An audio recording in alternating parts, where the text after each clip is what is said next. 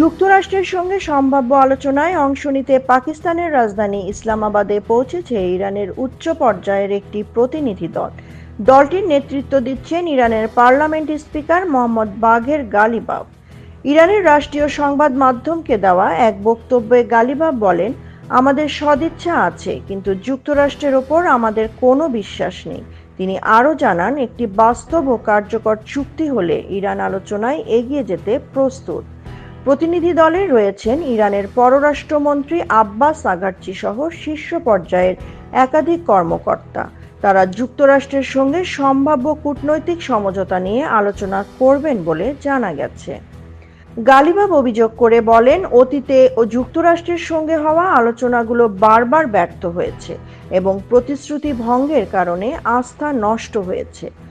অন্যদিকে যুক্তরাষ্ট্রের পক্ষ থেকেও একটি প্রতিনিধি দলের অংশ নেওয়ার কথা রয়েছে, যেখানে থাকতে পারেন vice president JD veins, president Donald ট্রাম্পের বিশেষ দূত স্টিভ উইটকফ এবং জ্যেষ্ঠ উপদেষ্টা জ্যারেড কুশনার। বিশ্লেষকদের মতে, দুই দেশের মধ্যে দীর্ঘদিনের অবিশ্বাস ও রাজনৈতিক টানপোড়েন আলোচনাকে জটিল করে তুলবে। তবে কূটনৈতিক চ্যানেলে যোগাযোগ চললে ভবিষ্যতে কিছু অগ্রগতি হওয়ার সম্ভাবনা থাকতেও পারে।